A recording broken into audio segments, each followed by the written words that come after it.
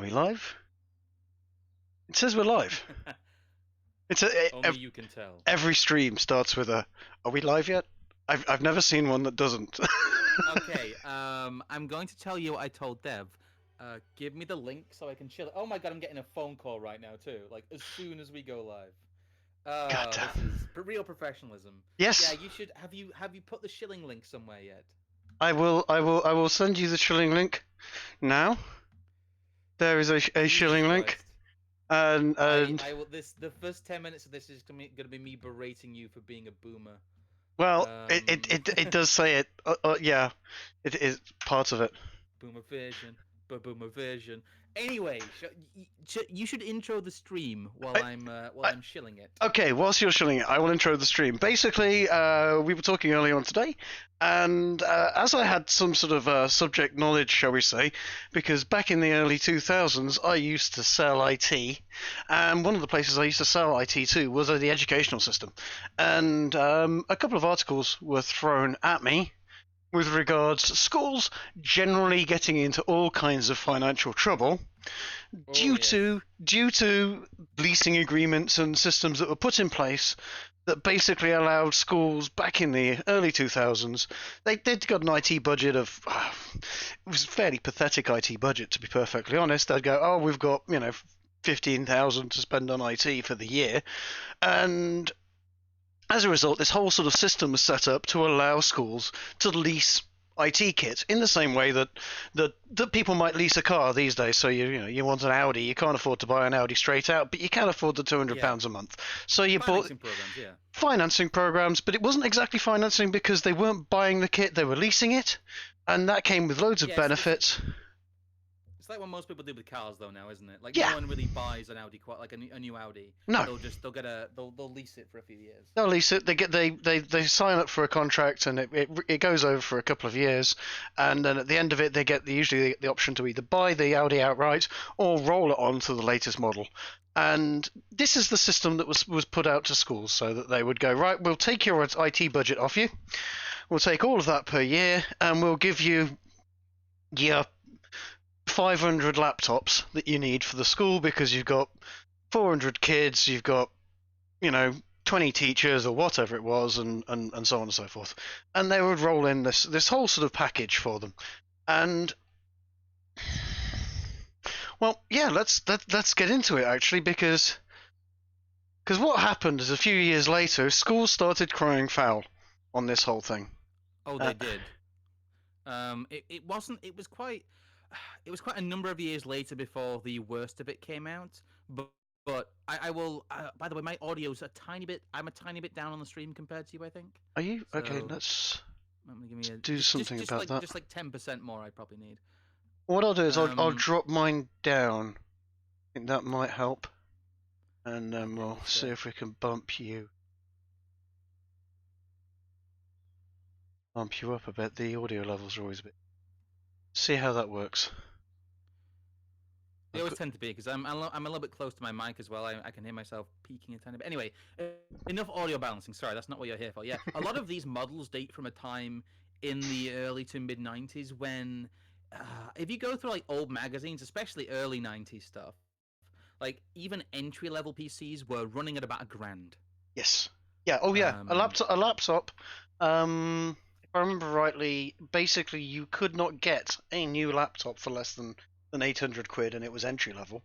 It was back when IBM was making laptops, so that dates it a bit. Toshiba, etc. You were talking about 1,200 quid per laptop, basically. yeah, And that was something that you could actually use in an educational environment. So it was capable of running the software and so on and so forth. Um, we can get onto it because I actually had a business shortly after this that was selling refurbed laptops for. We were selling refurbs refurbs. for £800 those days. Still So a solid financial bet, honestly. yeah, Like I actually own quite a bit of refurbed kit here. Um, I got I refurbed Corsair keyboard. hmm. Um, well, my as my it's weird. I have two keyboards. I have a gaming keyboard and a typing keyboard because I'm that autistic about my switches.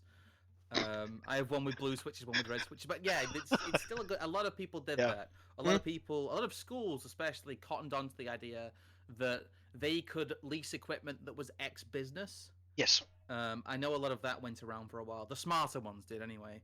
Because I don't know, this isn't going to be all talking about boring financial models. We can also just reminisce about old computers Well, and absolutely. Yeah. the Oh, way old computers used to work. that business I had actually caused me all money because that was the early days for PayPal as well.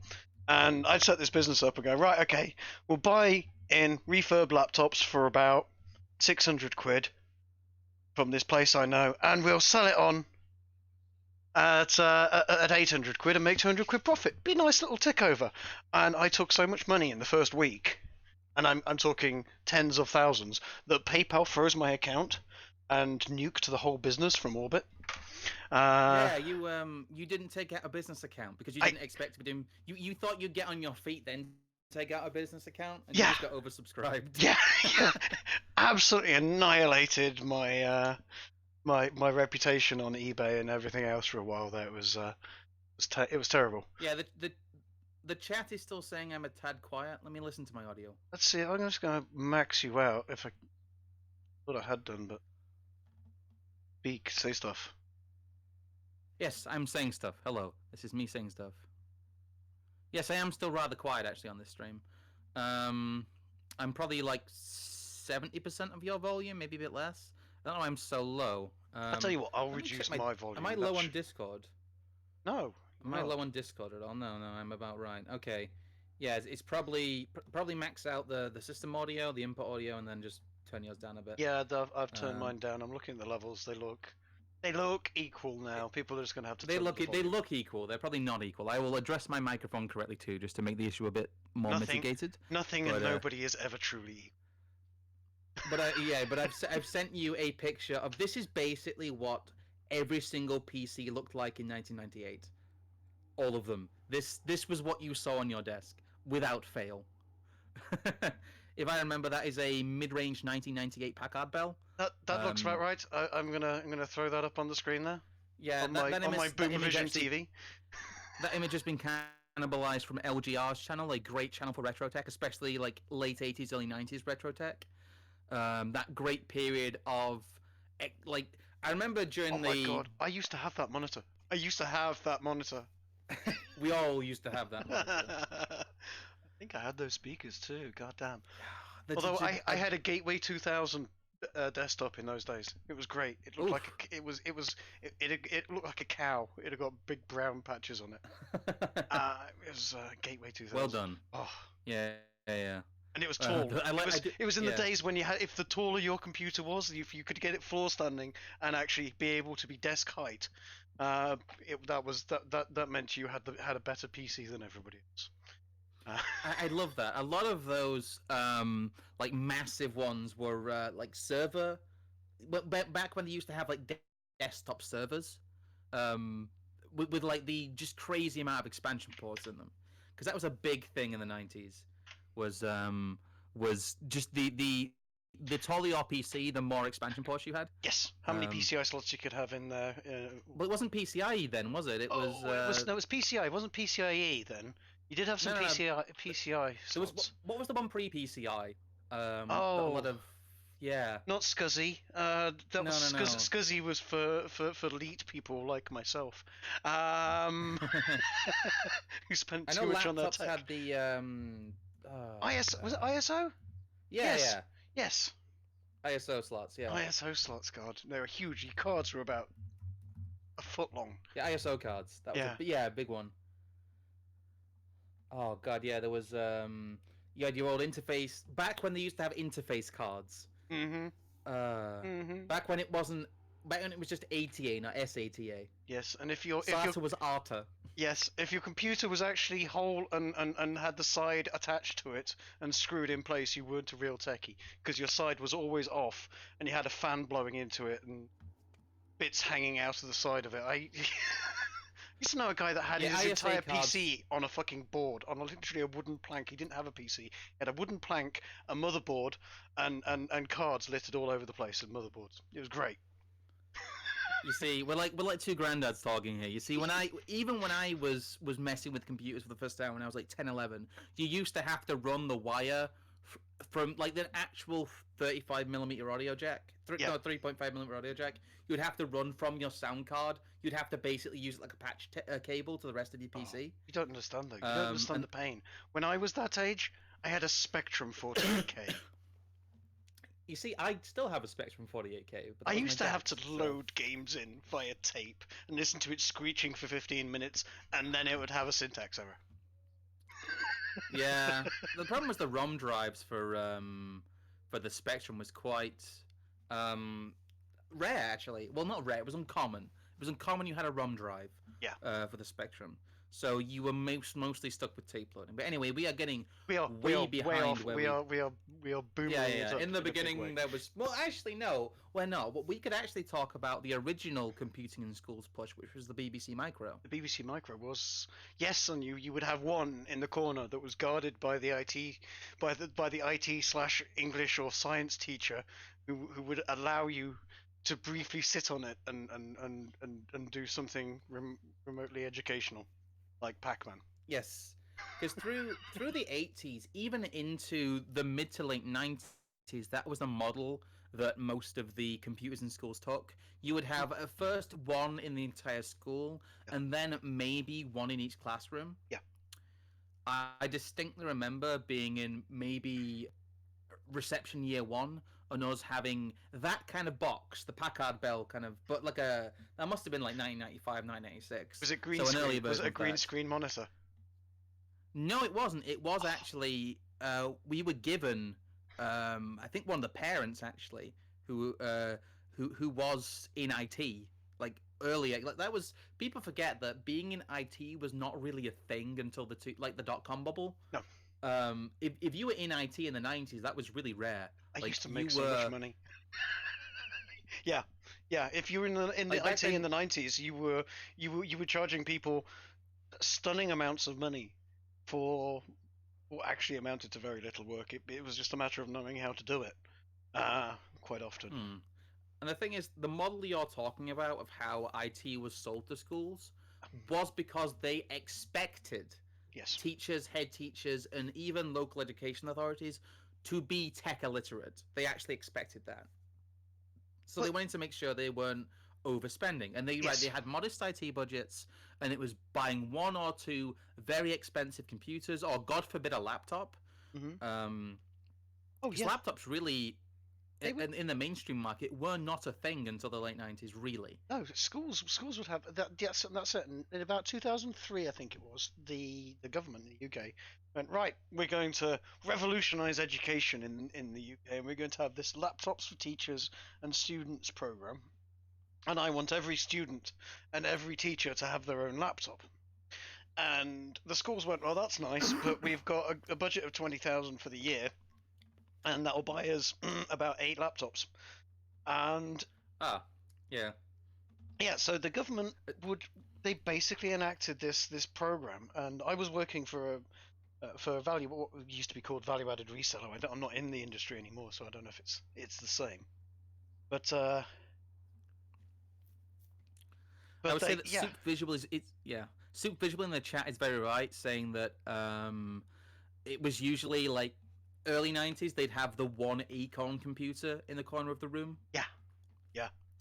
Because when I was growing up, like this is pre like Windows machines in the UK, really. When I was very young, when I was like a toddler, we had an Acorn Archimedes, which is a very, very notable computer for being the first computer with the ARM chip. It was a good piece of kit, the Archimedes. Was. Hell of an operating system too. It's a shame that lineage. Well, it did actually. That lineage had the last laugh in the end. Windows is now getting its shit kicked in by ARM architecture, which is just it's this beautiful late revenge. But yeah, that was something I think we had in our schools too. I know the Acorn Archimedes systems were they weren't common, but they were present in quite a few schools. It wasn't like the BBC Micro levels, where I think most schools probably had one at one point. But I remember, like, well into the 90s, it was the model of you'd have the classroom computer. You wouldn't have, like, a computer room or computer lab like you have now.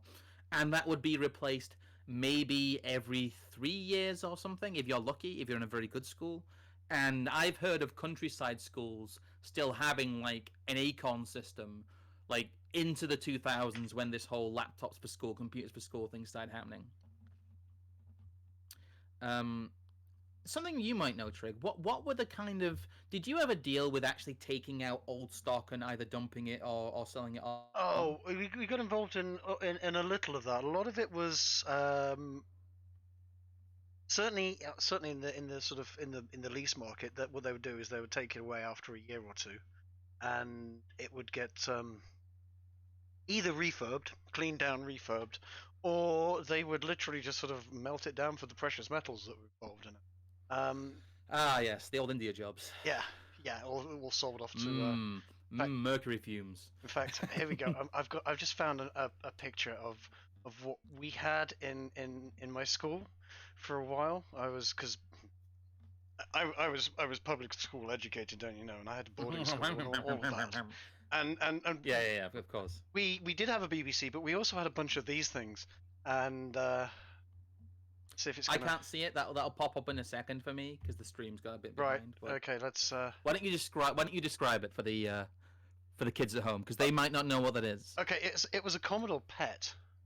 Oh, of course. And it was the Commodore PET. It was quite the beast of a machine. It kind of looked like something. Well, basically, here's the thing: if you scrub the Commodore PET thing off the front of it, and I don't know, put Cyberdyne Systems or whatever. Well, it was Wayland. Very cyberpunk. It's very cyberpunk. It looks like it. In fact, I'm fairly certain they used that computer for the set in Aliens or Alien. And it used to have a monochrome screen and everything. It was terrible. The PET, the PET was a very fragile machine. It was also a very rudimentary machine, and yeah, it looks fantastic though. It does. It has that great aesthetic. You know what? If I could, I would love to get a couple of these old things just as a chassis and put an actual like PC I said, in it. They're so unreliable now. Like even they weren't particularly reliable at the time. No. Because they were outdated. The Commodore PET was outdated when it came out. Yeah. Really. But yeah, the hardware is very it's very breadboard. if people know what that is, it's very transistors on a board. Oh yeah. Yes. You opened it up yes. and it was just chips and wires everywhere and it's crazy. But no, I've always wanted to get a couple of old chassis and actually put real PCs in them, or maybe just a PlayStation or something. But I don't know why. I don't know what I'll do with it. It would just sit in the corner saying, "Shall we play a game?" Looking cool is how about a nice game of chess, or maybe everyone's calling us a boomer now. Yes, well, yes. This is boomers being boomers. Yes, indeed. This is indeed the new young boomer club. No, I remember when I was at school. Like there was a Packard Bell I showed. It must have been like 97, 98 when we started. It was probably later than that. It was probably 99 to 2000 because of the software we had. Maybe 2001. Windows Millennium Edition. Yeah, we actually got a computer room. There was probably about 12 computers in it, maybe a bit less, maybe 10. But I don't think that was formal. I think what happened is that someone who either worked with the school or was a parent had a relationship with some businesses who might have been changing IT equipment, and we basically got a mishmash of secondhand PCs, which was very interesting. It was quite an education because it was a very big mix of different styles of machines. I think you had like Epsons, Packard Bells, HPs, those low-end to mid-range machines, but you also had like a couple of actual IBMs. Oh, it was either IBMs or if people really flashed, they had a Compaq. Compaq were the shit back in those days. Before they got bought. I don't remember Compaq. Compaq annihilated IBM out of the market. They were the best of the top end PCs. We used to. I actually collared an old Compaq before it got bought out by HP, and it had built into the motherboard software that would detect if your hard drive was failing. and it would then run it at half speed or quarter speed, depending on basically what speed it could get a read off the hard drive. And I used to sit at home and people would call me going, my hard drive's failing, and I've taken it into PC World and they've said it's going to be 700 quid to recover it. And I'd go, bring it over, I'll charge you 200 quid. And they'll go, oh great, no problem at all. And yeah, I would recover all the data for them. I would literally stick it in my machine and just run. That is an entire stream in of itself. The heyday of PC World and the absolute reaming they gave consumers. Oh, they were terrible. I mean, I quite liked it because they were there busy running this huge, massive shops and have massive overheads, and everyone always knew someone like me who had got 3 PCs sat in their living room, lived in a bit of a smoky, hazy mess, and would sit there and happily do IT for people, because 200 yeah, quid that's for very me much was... like my because this all started from a thread I made on the Super Nerdland account, and the other guy who runs that is Josh, and he's very much like that. He was the IT guy in the ghetto in Cincinnati, though. Oh, He'd be fixing people's PCs while they were bagging up fucking coke in the other room. He's got some gnarly stories from his days of being the IT guy. Oh my god. And that's the reason he didn't get shot, because everyone needed him to fix their computer. Yeah. These days, PC World is more like, kettle, TV, and, laptop world. Yeah, it's now been amalgamated into Curry's PC World. They had a massive fall from grace in, like, the late 2000s. Yeah. Can I sell you a phone, please, sir? No. No. Why are you got PC World? Where are your PC stuff? It's in the corner over there. That tiny little section. It's in the corner over there, please. Please. Everyone knows we're ripping them off now. Please, sir. Please buy a kettle. Where Curry's... What was the overarching company that used to own all of those? Was it Dixon's? It was Curry's Dixon's. Yeah, because Curry's, Dixon's, and PC World all amalgamated into one thing, basically. All the Dixon's closed and became Curry's PC Worlds. And I'm sure some other stores went in there as well. It's interesting how, like, the death of retail computers and that whole model of people not knowing what they're doing versus people knowing a little bit about what they're doing very much changed the way that IT was handled in schools too. Yes. I think it was around 2010 when the David Cameron's Conservative government first got in that they set up the academy system, and they also gave a lot of schools more control of their own IT budget. Yeah. Which is where the problem started. Well, no, it was before that. It was before that. But certainly it really drilled in deep at that point. Okay, sorry. But that's not where the problem started. That's where the problems really exponentially went out of control. Yeah. It was. Let's get back into it. Basically, what we did, and what a lot of companies were doing then was they were given a government framework to provide PCs or laptops to schools, and the schools at the same time given a mandate to get a PC for every single kid or a laptop, and the only way we could possibly provide it was through leasing systems. You just physically couldn't do it on the budget they had. So you leased them, and they would pay. It basically worked out. I think it was a 3-year lease, 3 or 5-year lease, depending on the school and kit, and they would basically pay over about 2.5 years. They would pay for the kit. The kit would be bought basically, and would have been paid for by the 2.5. And the last half a year was essentially profit. And the contract was worded so it rolled over, and was then it was another 3 years. And at the end of that third year, we would march back in. We would take all their old kit. We would give them new kit, and they would carry on. And they were getting continuous backup. They would have a laptop safe that they would put all their laptops in at the end of the day, so the kids weren't taking the laptops home. This is the good version of the service, though. This is the service that I used to provide, and God knows I didn't do it for very long. I got out of it because there were so many sharks, which is another part of the problem.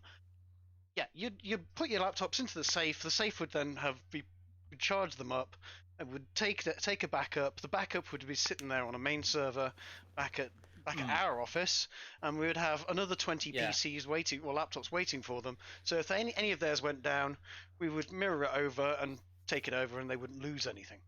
I do very much remember the system. I think it was the first year of secondary school by this point, but I very much remember the laptop cart where you would dock it in and the jack would go in, and they'd lock it in they'd lock it in the specially designed little cupboard they bring out, and the laptop cart would come out like almost like one of those old kind of like lunch tray things where they'd wheel it out, they'd wheel out the cart, they'd unlock it, they'd pull out this rack that was full of these laptops that were charged, and at the end of the day, you'd always have one empty slot because some kid had like managed to like either be sick or spill a drink on one of the laptops.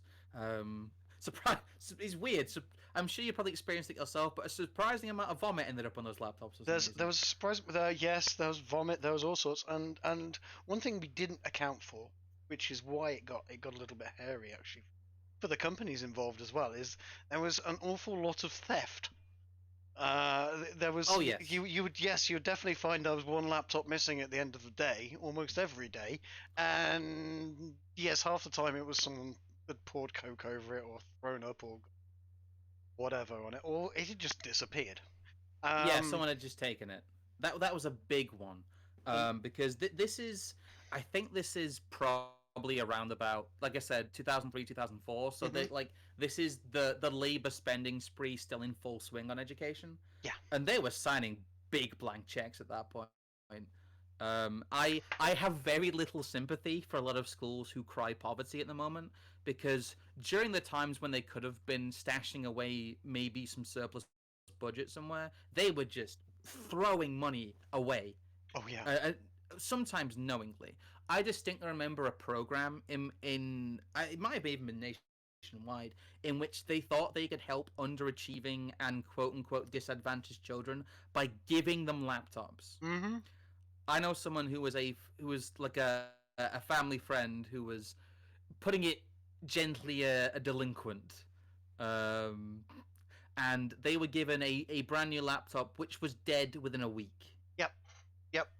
Oh, it wasn't even the special ed kids that would do that though. My little brother, who was actually quite bright, back when he was a teenager, he would destroy computers on an almost monthly basis. I had to go in there and sort out his computer at one point, and it was back. He was using all manner of chat programs, and he was downloading every single picture that someone sent him, every link that someone sent him. He clicked on, and I think it was something like 20,000 different viruses on his computer. Jesus Christ! It was a case of, I'm just going to burn this hard drive because it's a dirty whore, and I'm going to get you a new hard drive, and we're going to reinstall the whole thing because this is beyond repair. And that he was this intelligent. Like 2000? Was this like 2004, 2005, like the heyday of fucking Kazaa and LimeWire and all that shit? Yes, it was. Yeah. Yeah, there's a few of my mates I had to help out with stuff like that. I had the magical install disk. The actual when Windows disk. When I was about 13, 14, I started buying OEM parts. Right. Because that's just, and if that was during the days where you could get an OEM disc, if you were considering an OEM, if you bought an OEM specific part, just like a disc drive or something, you could get the OEM disc of Windows, which was 3 installs, as many refreshes on those installs as you wanted, and cheaper than the other versions. It was great. Oh yeah. Just had to buy a little bit of hardware with it. Oh, I used to, because I was selling. I was a Microsoft accredited professional and reseller back in those days, and Microsoft used to send me boxes of OEM software. They sent me at one point a full set, small business edition of Windows NT4. With server edition with 10 licenses for. Oh, that's a good piece of software. You could still run a server off that today. Oh, it was great. NT4, one of the last. I don't know if it is truly stable, but I know a lot of machines still run 95 even now because it's so stable. If you have just some low end like kind of like I know CNC machines use them. Oh, I know yeah, a lot of other the entire machines. the entire of Yeah. the NHS runs off them. Uh, But NT4 is basically stable. It's yes, not 100% like 95 is, because good lord, that was actually a good piece of software. yes. But NT4 gives it a damn good run for its money. But anyway, yeah, what is this article? The tackling fraud and corruption education. What year is this one from? This one, let's see if I can find the. I think this was around 2015, which was that it was still going on. Basically, this is where we come to the crux of the problem: is that a lot of people that were in the same business as I was were going around and, shall we say, min-maxing their sort of their value, profit, and service.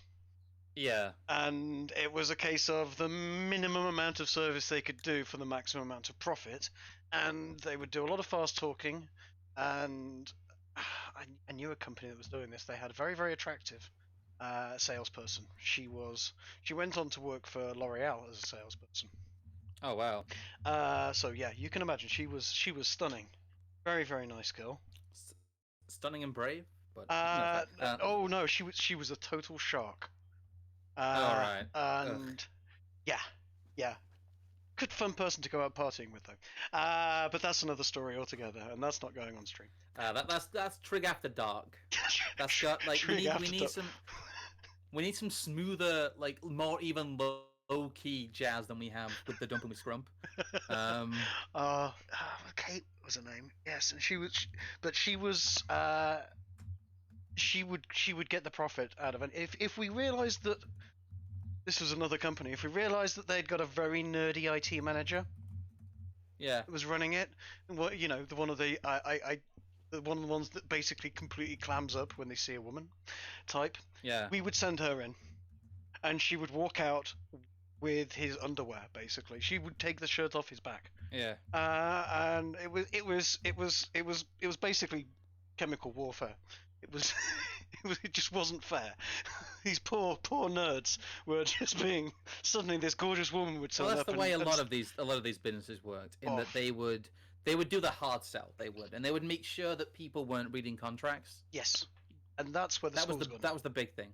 A lot of these schools got into the problem of thinking that they'd bought the kit after 3 years. No, they hadn't. They'd paid for the kit in entirety, but it wasn't their kit. It was never their kit, and so. Yeah. Either what they'll do is they'll either go, right, well, we want to cancel this contract because we bought the kit now, and then suddenly find removal men wandering in and taking all their computers away, which they did not like, or they would just default, and which is where you get into the issue. In fact, what was the article you sent me? It was this one.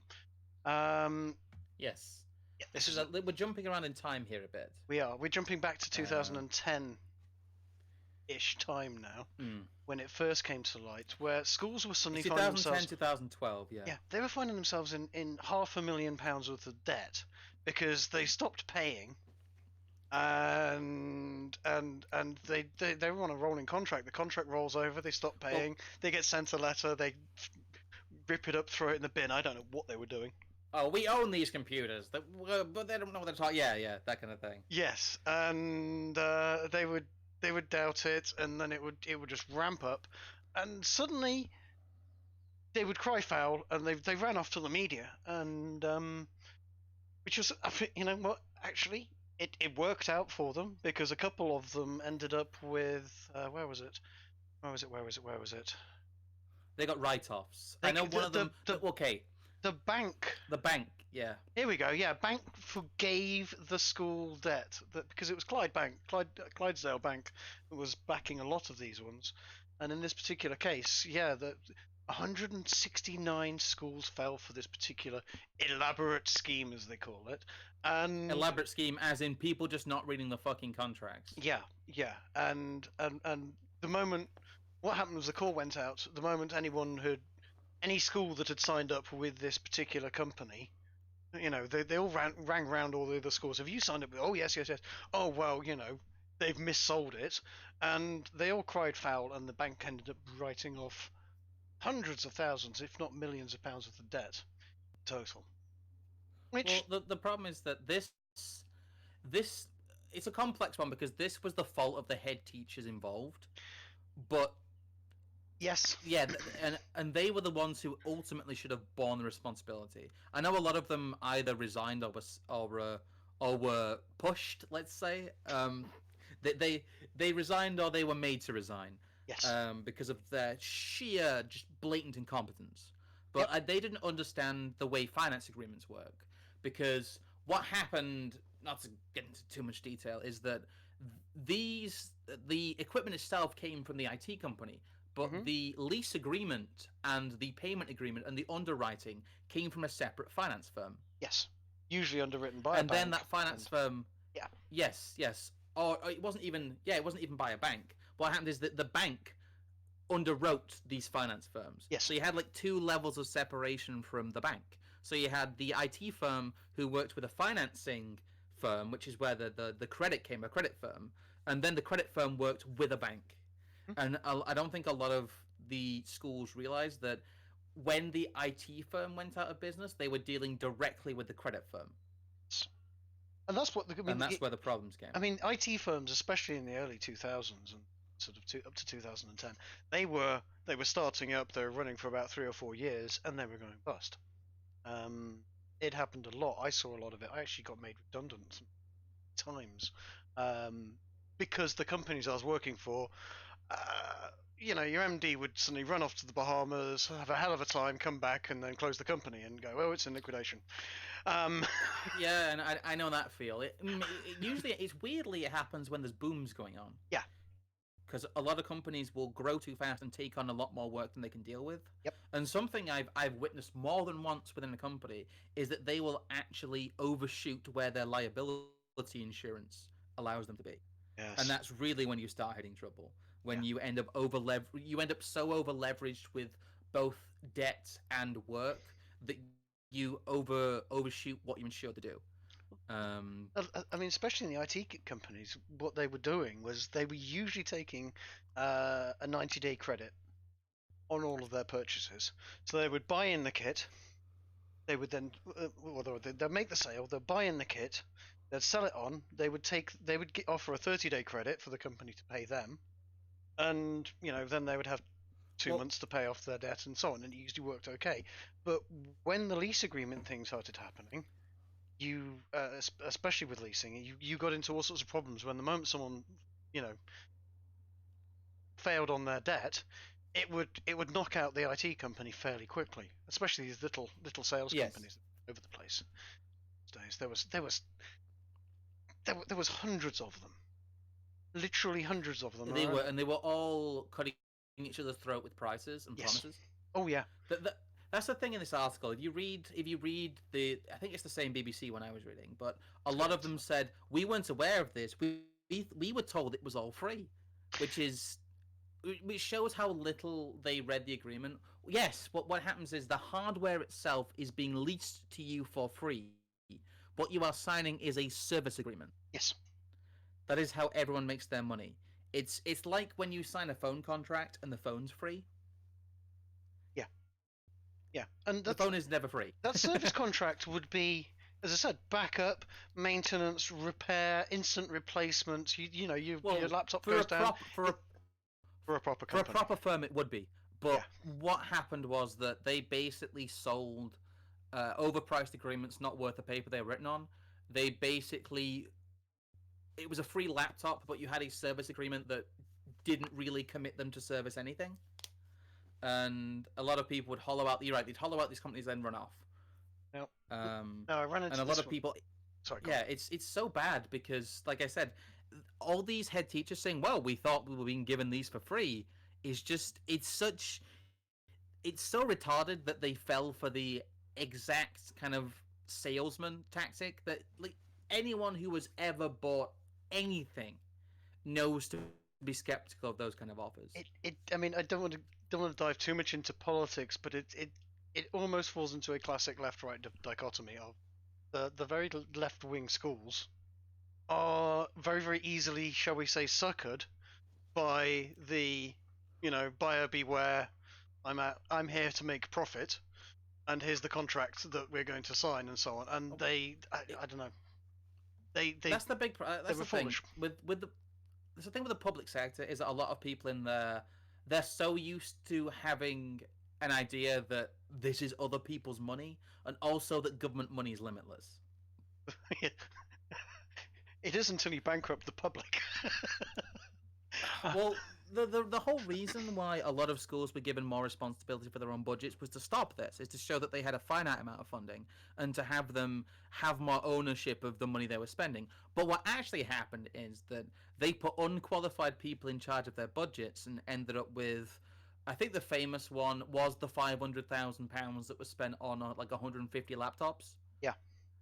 But there's one school that bought a £10,000, very high-end photocopier. It was a very high-end photocopier and printer combo thing. It was like printer fax photocopy. It's one of those industrial style ones. Yes. But it was worth about 10 grand at the time, and their service contract was for about 174,000. Jesus Christ. Yes. One school paid 40 grand for a straight-up inkjet printer. See, I also know for a fact, certainly in one instance that I was dealing with, that one of their IT managers in one particular school had worked out. Back in those days, they used to get, I think it was about 3/4 of an ink cartridge in your printer when you bought it. These days, it's more like 1/4 of an ink cartridge in your printer when you buy it. Maybe 1/10 if you're lucky. Yeah. After one print, it'll tell you your ink's low. Yeah, you used to get a lot more out of them back in the early 2000s, and the printers, we were selling printers for like 30 quid a pop for the basic Epson whatever. And still true today. He was buying the ink cartridges at about 50 quid a pop, which is still true today. And well, let's just say I sold an awful lot of printers to this particular school, and I knew they only really had about 5 printers ever in there. And what happened was they'd run out of ink. He would pull the printer into the back room, buy a new printer, put the new printer out there, and then sell the old one on eBay. I'm not sure if he was allowed to do that or anything, so I'm not going to mention any names. No. But you shouldn't anyway. There's no reason he can't do. He owns the printer now. Yes, that's it. And to be honest, he was getting a good deal in the process for the school anyway. It was definitely cheaper to buy it that way. We had an ink selling side to our company, and somebody came over and told me off, going, "Why don't we sell ink to this company anymore? Why are we selling thousands of printers to them?" Divisional rivalry within a company. That's always good. No, it's incredible because I've seen firsthand how both these IT relationships can go well and go badly. I know most like small and medium-sized companies now have an IT firm handle all their stuff completely. They'll have everything done by an external firm. And a lot of the time that works out. But I also know a lot of higher education. A lot of this was in schools because that's more emotionally impactful. But a lot of like higher education or further education, especially like colleges, were hardest hit by this. I know of certain places where they would change IT company, and I think I told you this one as well, where the IT company would come in, they would take out all the good computers. If anyone knows their hardware, this was a local college near me in probably 2014, 2015, when I'd gone back in for a visit. It might be even have been a bit before that, but this was during the Core 2 era. So they got good PCs. They got like CAD machines, for instance, that had like Core 2 quads in them and dedicated Quattro graphics cards. They had decent kit. Yeah. And according to what I've been told, they hadn't horribly overpaid for it either. But for whatever reason, someone had brought. Oh, hello, Grump. I seem to have lost you for a second there. There? Yes. Ah. That's weird. My mic dropped out there. Sorry. This is the problem with the lowest bidder, in that what would happen is that you would get someone come in, offer all these things, and say, "We'll replace all these, all these computers are 2 years old. They're basically out of date. We'll come in, we'll replace them with brand new machines, and we'll get rid of all your old trusty machines." And they'll make all these Yeah, I mean, the thing is, we went through certainly in the late 90s. There was a period where your computer was dead. It was obsolete and needed burying after 6 months of being new. Tech was moving so damn fast. It's untrue at that point. These days, Uh, and certainly by the early by 2005, a PC would last 2 or 3 years quite happily. Sure, yeah, you would. by 2014, yeah, Yeah, sure, you wouldn't be by able to run the latest game, but yeah, they had some lifespan in them then. But people still had the same expectation. And yes, yes. What did they do? Replace the um, Core Duo's processors with Celerons or something? You were saying? oh, what happened is they took. I think a lot of them had like Core 2 quads. This was around about the time they were changing over to the IE. This was like the It might Early have i3. been. Yeah, yeah, it might have been like I think it was just on the cusp. These were really these were decent processors. Yeah. These were late generation Core 2 quads. A lot of them. A lot of them were like 8600s. They'd be stuff I'd been using 3 years earlier for gaming. Mm. This was the stuff that would the old cliche of running Crisis. Um, The you could CryEngine still run down. low end software on them today. Yeah. These were good PCs with good processors, good amounts of RAM in them. Mm-hmm. And what happened is they stripped them all out, probably sold them all on, and they replaced them with fair enough brand new machines, but they were all running either Celerons and in some cases Atom processors. And I remember this thing. I only heard about this because the engineering department was whining because they'd had all their CAD machines taken out from under their noses with Quattro graphics cards in them and replaced with Celerons with integrated graphics and told to run CAD on them. Oof. 3D CAD too. These were machines that were supposed to run Autodesk Inventor. Yeah. So Oh, they no. were not happy, and I think that's partially how this firm got found out. I don't know what happened, but I do know that they did go in, strip out a bunch of perfectly fine functional computers, and replace them with like the lowest end hardware you could physically get. Yeah. In fact, I think certain machines went from like 8 gig of RAM to 4 gig of RAM in like 2011, 20, like 2014 kind of time frame, which is ridiculous. Like you can't run Windows barely on that kind of RAM. Knowing the industry and knowing the people that were involved, certainly in the sales industry side of things, there, I would, yeah, that's a scumbag salesman going in there going, oh, it's 2 years old. Our new latest chips, are half the price and twice the power, etc. And I go, oh, okay, brilliant. And yes, get From what missold. I was told, I don't know how true this is. From what I was told, an IT firm went in to like the deputy head of the college directly, Yep. and they went overhead of their IT guys. Yes. They basically thought they knew better. If I remember it correctly, what happened is they were sold on the fact that these chips were quote unquote lower power, as in like wattage, and they would cut their power bill. Oh, God. So they went in and were like, "Why are we using all these old inefficient computers that are costing us all this money? It's like leaving a light bulb on and all that shit." That's the one big thing as well that I want to talk about when it comes to like people talking about educational overspends. In that a lot of the time, especially people in charge of institutions will directly contravene. Yeah, Jet can draw. I am a tiny bit sick.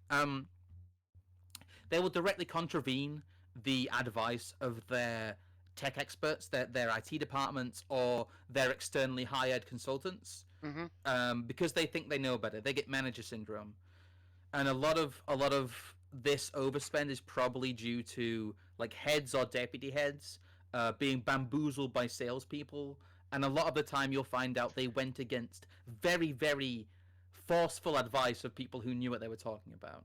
Yeah.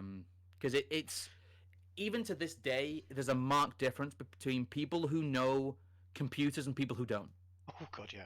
It's night and fucking day. Like I'm not. I don't work in IT. I'm not an IT guy, but I've been an amateur system builder since I was about 13. So I know what isn't worthwhile hardware.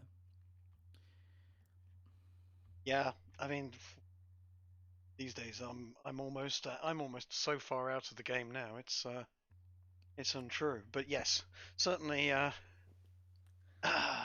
yes, it used to be very much a them and us type situation with IT. Yeah, and you're right. It still is. It still is. There's an awful lot of people, certainly of my age and older, don't have a freaking clue.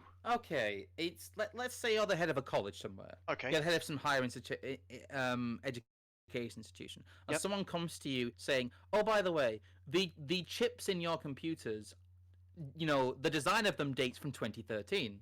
You know, these are old and they take up 65 watts. I can get you all these new processors. You're using a 2013 Intel. I can sell you a 2019 Intel.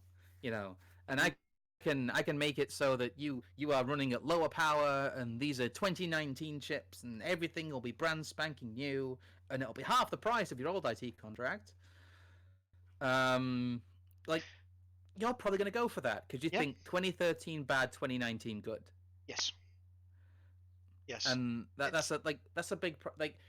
The problem is that we still, this is still going on. This isn't. We're not talking about things that were in the past. You have people making decisions about finance, in fact, about IT finance and about buying, especially purchasing decisions and servicing contracts, that don't know the difference between an i7 and a Celeron.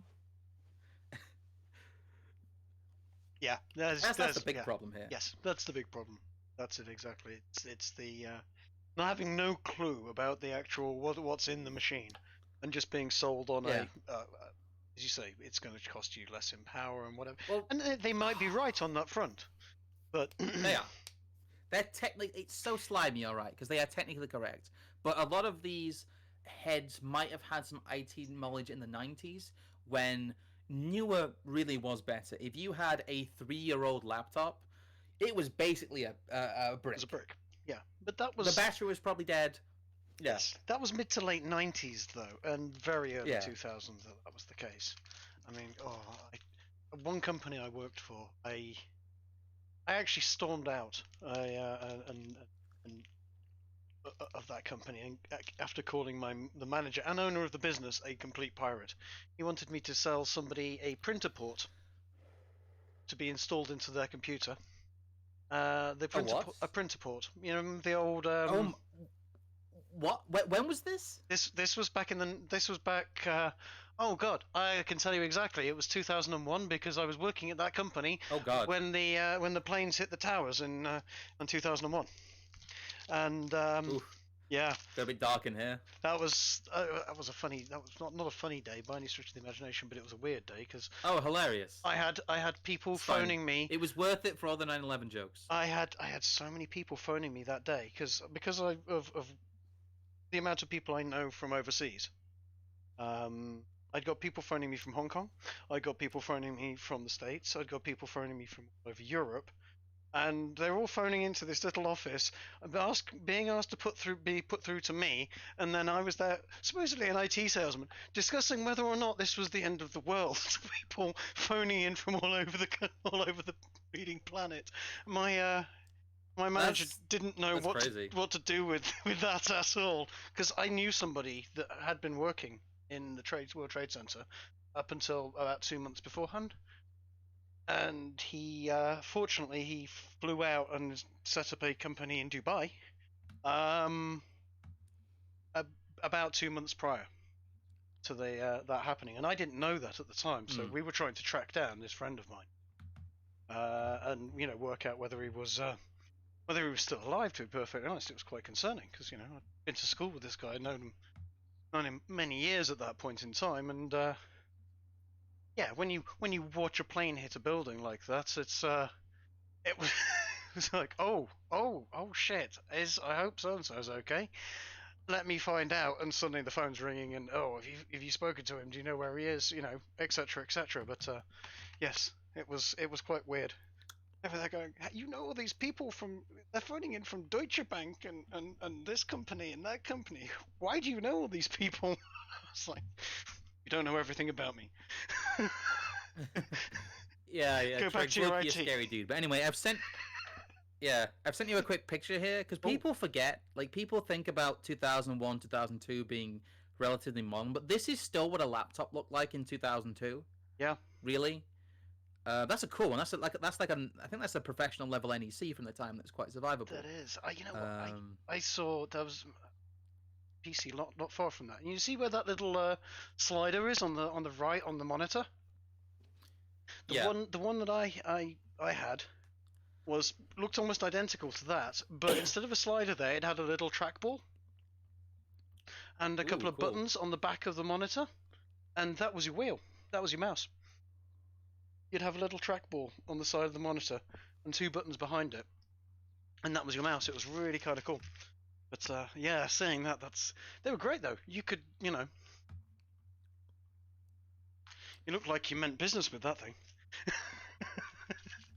Anyway, jumping back to I guess there's definitely a difference in approach between like pre like 2003 and 4 and like post that. And I remember I was describing my school's like first IT room. We got way sidetracked from there, but yeah, before that it was like one computer, one classroom, Yeah. and then we finally got an IT room, and it was this massive mix of manufacturers. It was this massive mix of software. I don't think we talked about this in stream, but it was everything through. It was Windows 95, Windows 98, Windows 2000, and Windows ME. Yeah. And I distinctly remember they were replaced quite quickly because they weren't very kid friendly, obviously. But we even had some NT 4.0 machines that were donated to us. You managed to say Windows ME without choking and wanting to spit on the floor. Surprised it. That was a freaking awful stuff.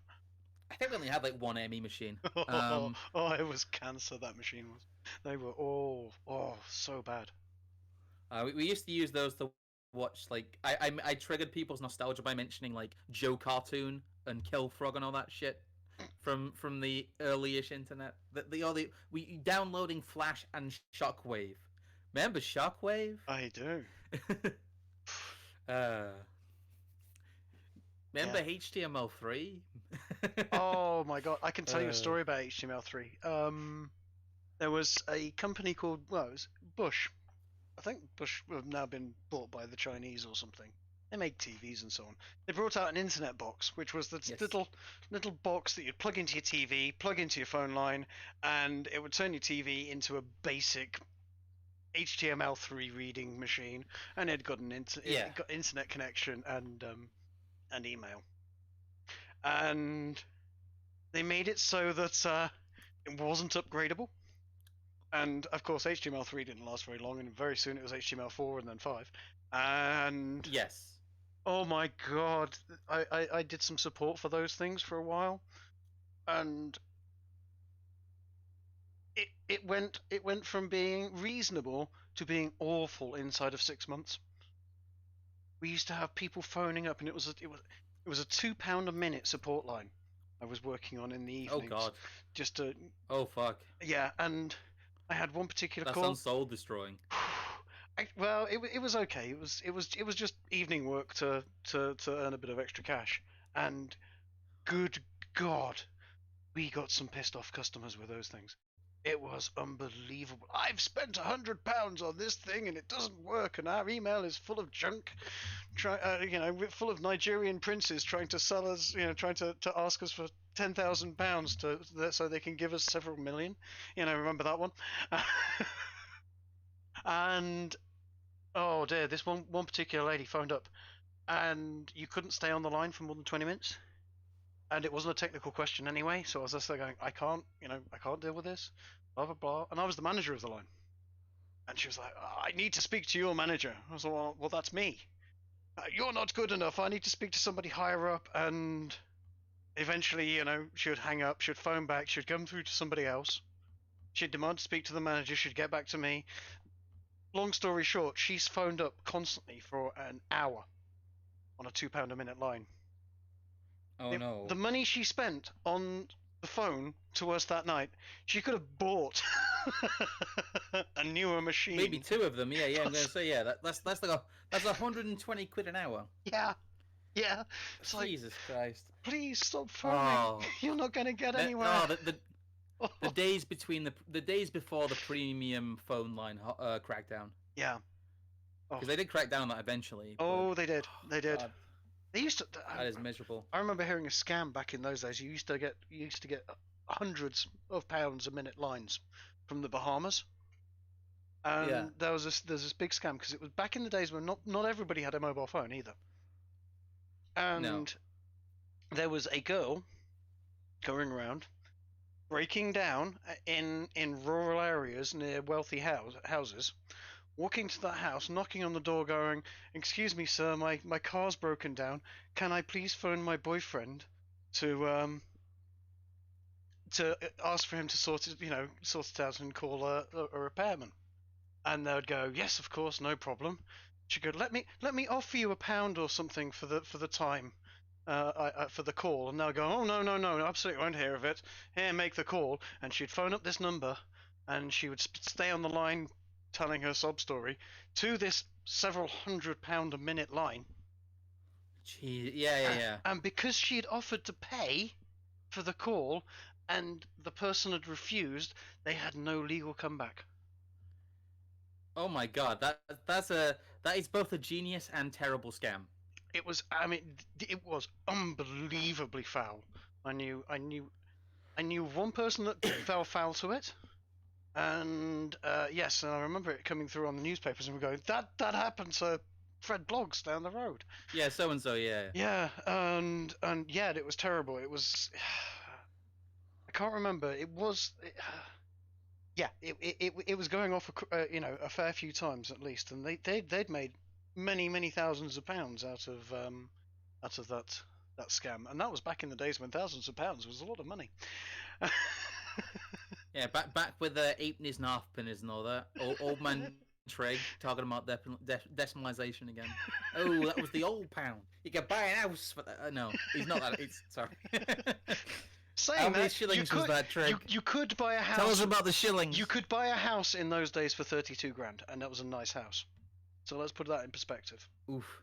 Yeah. Well, to be fair, yeah, before the massive housing boom of the 90s and early Yeah. 2000s, and Yeah. So things went really up. so yeah, they did. God, that was horrifying. I was literally saving up for a deposit for a house, and suddenly watched the house prices go whoom, straight out of my reach. I was like, oh shit. You bastards. No. It's Took me another 10 interesting years in to that get a time, house though, in that just- process because of that. It's amazing between like 2000 and say like 2010, just how much the price of computer hardware just nosedived. Oh yeah. Oh yeah.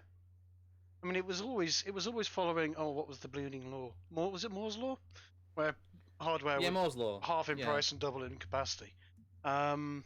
Yes. And we're still on sort of Moore's law at the moment. It's kind of stopped. Kind of. It's kind of stopped, but that's more to do with the fact that it doesn't really matter how many cores you stick on the processor. The operating systems and the programs that are running it don't know how to use that. But that's a subject for another. The thing is, you probably don't have the most. I'd love to talk to someone who was deep in the IT industry when the Y2K bug scare was going off. Oh no, I was Because I know. I was Oh, selling. were you? I Yeah. was selling that solution. That was great. That was great times. You were doing what? You were doing Millennium bug proofing. We were doing Millennium bug proofing. Yeah, we were sending contractors out for £1,000 a day Yeah. to go around companies and make sure their computers were Millennium bug proof. And companies were all crapping themselves, and it was a case of you do realize this is actually quite a minor problem. But I wasn't going to say that on the phone to them. I mean, if you're a power station, maybe it was an issue. If you're, air traffic control system, maybe. But the worst that could happen is your accountancy software registered it as 1901 instead of 2001. Essentially. It had got two digits. It was not as it wasn't like planes crashing to the ground. No. Tier that a lot of people were ringing about. No, it was because Microsoft or whoever had said it in the first place had basically gone, right, we'll have 2 digits denoting the year, and instead of 4. So it didn't really register as 1999, it registered as 99. And when it went over, it would, yes. So it wasn't a major issue. It registered as 1900, yeah. No. It wasn't a major issue. Ah. It was blown out of all proportions, and lots of people made lots of money out of it. Things were good. There And were a times few- were good, yes. There were a few cigars smoked back in those days, and by cigars I mean cigars. Not the cigar smoking that usually goes on around here. But No, no. Many shots were taken out of Actual many cigars. navels. Yes. and lo, the IT gods did giveth, and he saw that it was good. Oh, God. it was fun I'm back trying. in those days. I'm trying to find some old like British computer catalogs, but I cannot right now because I just want to show people that like even I remember our first PC was extremely low end that we bought. Like this was like our first proper Windows PC that we brought new was like it was like a 2001 E-machines. This was right on the Windows XP release cusp. Our first home PC. For those of you who don't know, those I can't get a picture of those. Those E-machines computers were fucking everywhere, and a lot of them were. Ooh, they were not fit for purpose. A lot of them. I remember distinctly ours had to be upgraded because it only had 128 megabytes of RAM for Windows XP, and it was chugging. Yeah, it basically. There was a time when everyone's home PC, if you can get it up, looked pretty much like we went from the white boxes to the silver boxes. Yeah. Well, the silver and black boxes. Yeah, no, I always had a black box. It was cooler. No, and these machines were entry level PCs in 2000. Probably 600 to 700 quid at least. Yeah. Maybe more. I distinctly remember them being for a half decent one. You were still paying like 1,200 quid. Oh, yeah. For a and we're not talking about like high end quote unquote gaming PCs since this was in the infancy of graphics accelerators really. This was during the day of Voodoo cards. Remember Voodoo cards? I do. I had a Voodoo 3. Of course I had a Voodoo. Yeah. A friend of mine had two Voodoo 2s and he actually SLI'd them together. And it was Well, it wasn't SLI then. That was yeah, it was chained. Intel's solution. It was the same thing. You basically it was weird though because you took the output, the SVGA output, and they had a loop cable that went into the other one. It was literally it looped into it. It wasn't looped across on the board. It was literally out of the back and back in into the computer from the back of the system. It was great. They had two VGA outs. Oh God. SVGA outs. Yeah. SVGA. Yes. Okay, here we go. Here's it's a bit of a smaller image. I can't find a. Let me see if I can find a bigger version of this. But I think it was more silvery than this. But we basically had this PC. Oh my God. With this setup, with this mouse, with those speakers. I know yes, I know these machines. They were everywhere because they were the cheapest. It might have even been like 900. I can't remember, but I know it was like way over 500 pounds that thing cost, and it was dog shit. The slightly could barely run keyboards. Windows XP. Yeah. I needed to. This is how I learned to upgrade computers and eventually build computers though, because at age 11 I went out like RAM hunting and managed to get 128 megabytes of original DDR and put it in. Luckily, it did have a second memory slot. Because some of them only had one. Yeah. Single memory slot motherboards. Oof. I used to be such an elitist I still am on PCs in those days because I saw those machines coming out and everything was on the motherboard, and yeah, they would have very little capability for upgrading, and I was just like, no, you must buy a gigabyte motherboard, and you must buy a box, and you must put that in there, and you build the computer up from scratch. I still think that same ideology today. He says. I'm about to go. I still think you should build your own PC from the ground up. He says, with his Alienware computer sat next to his feet. It's not as bad as I thought it was, that thing, but I still wave my finger at you. You know what? I like the box, and the hardware in it isn't that bad either. And as I told you, I got Stop making excuses. I got a 25% discount on it. I paid the Stop proper making price. excuses. It's a nice box. All I'm hearing are excuses. Yes. Things Alienware used to be really good. Yeah, Really, really Dell good bought kit. them. Then Dell bought them and ruined them. But they still make nice boxes. I bought it for the box. Because that box will last me ages and I can put different stuff in it. You know what's been going for years now, actually. And I still get well over 144 frames per second on it. Run. So, it's good enough. It has issues doing virtual machines occasionally, though, which is odd. But anyway, we digress. We digress a lot. Oh man, no. I'm currently looking at an Antec and the 2002 graphics card roundup they have. Oh, they don't have pictures. That's really annoying. Um. Oh yeah, they do. Oh, this is a. Oh, it's one of those articles that has a different one on different pages though. But yeah, the thing is, the things about graphics cards is we're now in an era where we have graphics cards that are called the same model number as old graphics cards were. Like we have a um like a Radeon like 5000 series again. Like there's a 5800 coming out again, and I remember buying the original 5800 in like 2008. And everything's generationally coming around again, like twice. Yeah. Because I think the first graphics card I bought was something like it was like a GeForce 4, like 4200 or something like that. I don't remember. Um, no, it was a lower end model than that. It was one of the medals that ended in back when they used to have LE at the end of the shit ones they sold. Oh yeah, the light edition. Yeah, It yeah. stood for. It was a light edition of something or other I bought. But yeah, I had the C Machines thing, and I think it had like it must have been a Pentium of some kind. Yeah. It might have actually been a Pentium 4. The process was decent, but they put the wrong amount of RAM in it, really, for the setup. Never skimp on RAM. What were the GPUs in 2001? 2001. Sorry, you're joining us on our nostalgia trip here. 2001, 2001. Talking. It will have been 2001, 2002. The yeah, because 3DFX Voodoo machine, they gone bankrupt at that point.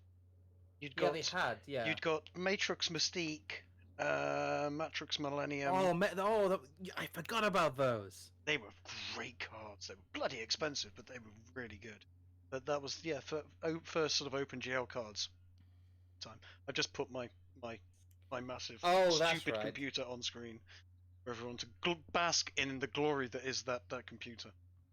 Yes, I paid far. Well, I did not pay too much for that computer. Sticking back. It was not a Pentium 4. I was wrong. I upgraded it to a Pentium 4. It was, in fact, the dreaded Celeron. I hated the Celeron so much. Yeah. Yeah, it was an awful 2001 era Celeron. Yeah, I ended up upgrading that PC to a Pentium 4, some sort of NVIDIA graphics card. I can't remember which one. It was early. NVIDIA just got onto the market at that point. Just got into that market and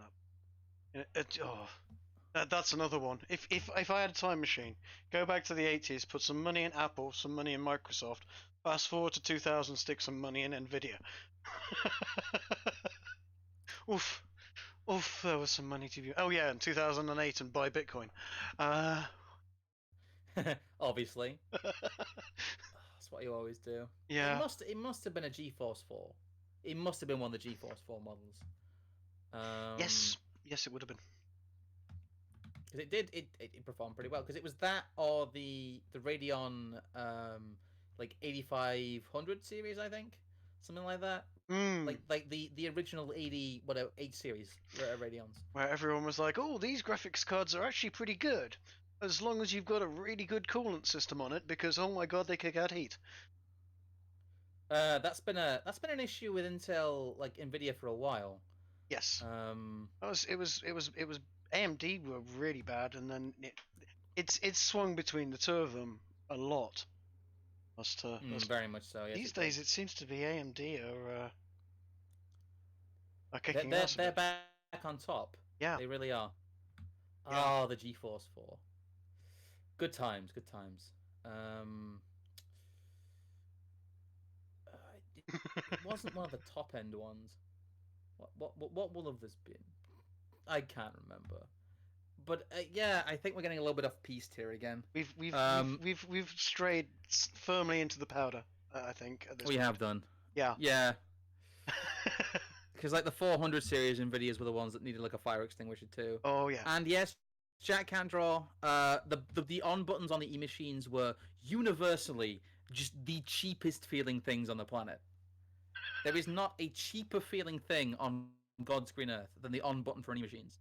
Oh my god. I don't know. I've felt some fairly cheap feeling things before.